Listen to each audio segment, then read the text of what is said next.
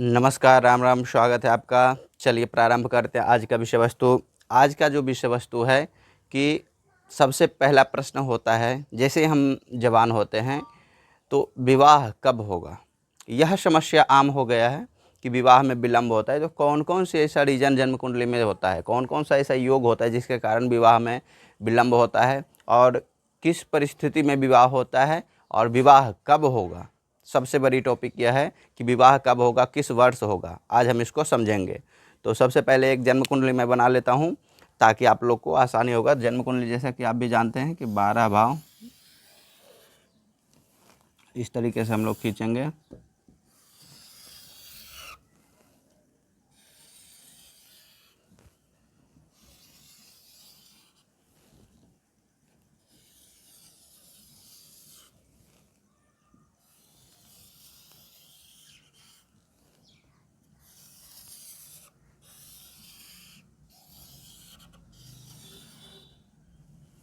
यहाँ पे हम लोग इसे लग्न मान लेते हैं और कोई भी राशि बैठा देते हैं। ठीक है, कहीं भी कोई भी ग्रह बैठा देते हैं, कोई भी राशि रैंडमली।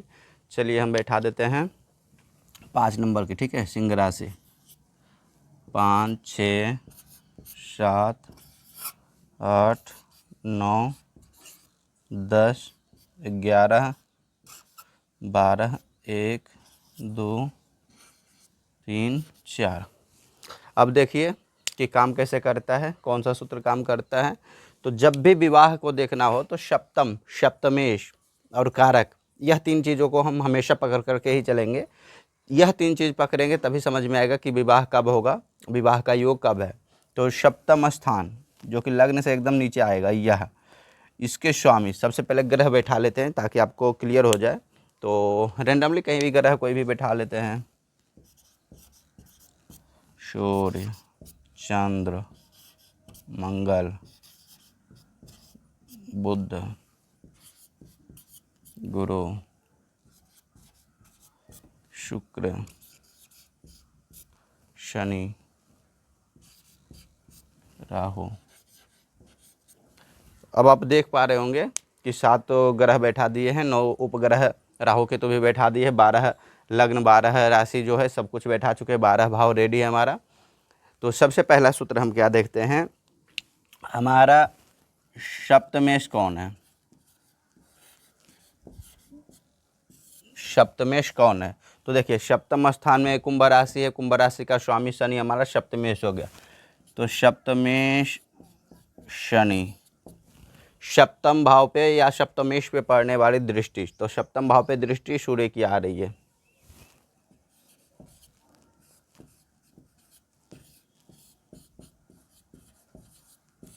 सूर्य की दृष्टि आ गई, और कोई ग्रह की दृष्टि पड़ रही है क्या, चेक कर लेते हैं। मंगल यहाँ पे 7 8 नहीं आ पाएगी, मंगल की दृष्टि हमारे सप्तमेश पे आ रही है। देखिए मंगल 8वीं दृष्टि से देख रहा है, तो मंगल।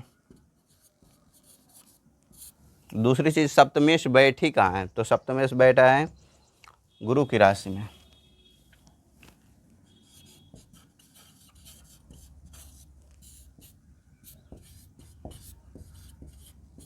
गुरु की राशि में बैठा हुआ है सप्तमेश।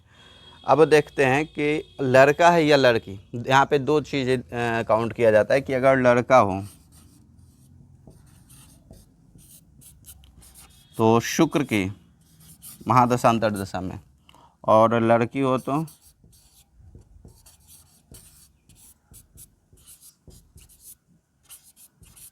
गुरु की अंतर्दशा में विवाह होती है।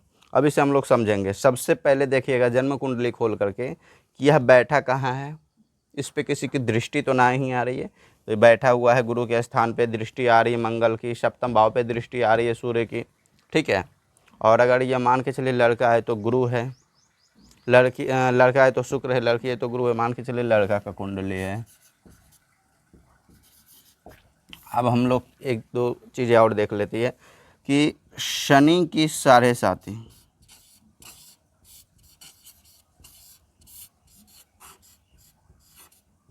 शनि की 7.5 में भी विवाह होती है, और राहु की अंतर्दशा आ जाए तो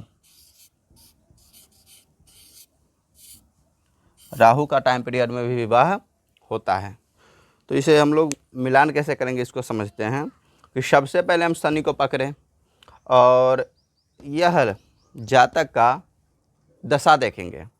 तो जातक का दशा में यदि शनि का अंतर्दशा, सूर्य का अंतर्दशा, मंगल का अंतर्दशा, गुरु का अंतर्दशा, शुक्र का अंतर्दशा या फिर शनि की 7.5 कोई भी स्थिति बन रही हो, और यह स्थिति तब से देखना है जब आपसे कोई प्रश्न किया हो कि मेरा विवाह कब होगा। उसके बाद, क्योंकि विवाह तभी होता है जब लड़का या लड़की का इच्छा होता है, तब जब पूछ दे कि मेरा विवाह कब होगा, किस वर्ष में होगा, उसके बाद जो भी टाइम पीरियड आपको दिखे दशा में, अंतर्दशा में, आप निसंकोच बता दीजिए कि इस टाइम में आपका विवाह होगा। अब देखते हैं कि कई सारे योग होते हैं कि विवाह में विलंब होते हैं। तो वह कौन कौन से योग होते हैं? वह योग होते हैं सप्तमेश का 6ठा भाव में बैठ जाना। सप्तमेश का, सप्तमेश बोले तो सप्तम स्थान का स्वामी शनि, अष्टम स्थान में बैठ जाना। सप्तमेश का द्वादश स्थान में बैठ जाना, या फिर मांगलिक योग का होना, जैसे कि मंगल यहाँ पे बैठा हो, यहाँ पे बैठा हो, यहाँ पे बैठा हो, यहाँ पे या फिर यहाँ पे बैठा हो। तो इस परिस्थिति में भी हम देखते हैं कि विवाह में विलंब होती है। और अगर अष्टम स्थान का स्वामी यहाँ पे देखिए गुरु बनते हैं, यही शनि के साथ बैठ जाएं, तब भी विवाह में विलंब होगी। इस तरीके के भी योग कभी कभी देखे जाते हैं कि विवाह में बहुत ज़्यादा विलंब करवाते हैं और जातक का इंतज़ार लंबा होते चला जाता है। अगर सप्तमेश पे अकारक ग्रह या फिर कोई पाप ग्रह की दृष्टि आ जाए, तो इस भाव में हम लोग देखेंगे कि अकारक कौन बनते हैं। तो यहाँ पे अकारक जो है सो गुरु और अच्छा चंद्रमा की दृष्टि शुभ होती है, लेकिन यहाँ पे मान के चलिए शनि की दृष्टि आ जाए, ठीक है। शनि तो यहाँ खुद बैठे हैं, कोई अगर अलग जन्म कुंडली हो, मान के चलिए यहाँ पे 8 नंबर हो और यहाँ पे मंगल हो, शनि की तीसरी दृष्टि चल जाए 1 2 3, तो इस परिस्थिति में भी विवाह विलंब होता है। और एक योग, अगर राहु दूसरे में, पंचम में, नवम में, इन स्थानों में बैठ जाए, तब भी विवाह अत्यंत विलंब होता है। इसका रीज़न है पितृदोष का होना, और जब घर में पितृदोष लागू होते हैं, रहते हैं, तब देखा जाता है कि विवाह अत्यंत विलंब होता है, समय से बहुत ज़्यादा विलंब होता है। घर में कोई भी मांगलिक कार्य नहीं होता है, इसका वजह पितृदोष भी कभी कभी देखा जाता है। तो यह सब यदि सूत्र को आप समझ गए तो आप आसानी से निकल पाइएगा, आसानी से बता पाइएगा किसी को कि विवाह कब होगा, किन परिस्थिति में होगा। और अगला वीडियो में लेकर के आऊँगा लव मैरिज या अरेंज मैरिज। तो मिलते हैं अगले विषय वस्तु के साथ, तब तक के लिए राम राम, जय माता दी।